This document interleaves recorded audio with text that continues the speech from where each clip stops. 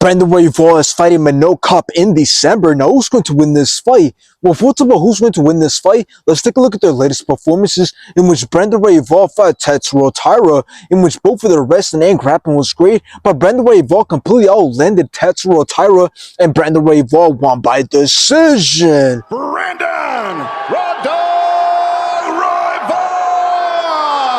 After this, Brandon Royval went on to fight Joshua Van, in which both started out very fast. Both went back and forth, both landed some great shots and kicks until Joshua Van dropped Brandon Royval in round 3, and Joshua Van won by decision.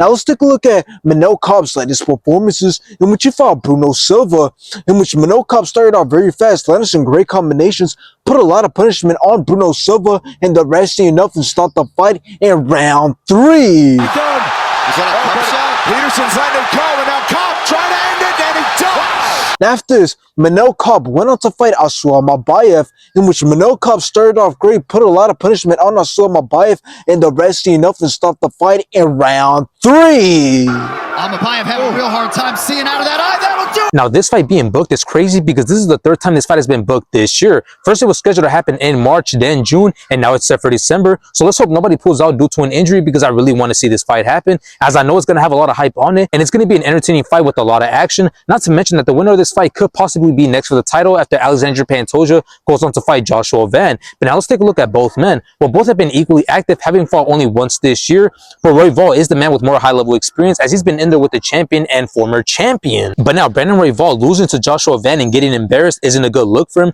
because honestly I thought Royval was going to be able to use his range to pick apart Joshua Van, since Joshua Van is the younger and inexperienced fighter. But I was wrong, as Royval couldn't handle the speed and combinations. But now he has the opportunity to redeem himself against Manel Kape. So let's talk about how this fight can play out. Well, it's obvious that it's going to be a stand-up back and forth fight, and since both men are good strikers, this could end up being a really close fight. And I know some people hate on Manel Kape because his last 2 wins involved him fighting dirty, but I still got Manel Kape winning this fight. I believe his speed, explosiveness, and shot selection will allow him to be the more accurate fighter, and he will be landing the better shots. Yes, Brandon Royval can get busy sometimes and have some great moments on the feet, but his defense is trash, as he takes way too much damage. And against Manel Kape, who likes to play it smart, I don't see Royval having success with walking him down and outperforming him. So once again, Royval will lose this fight.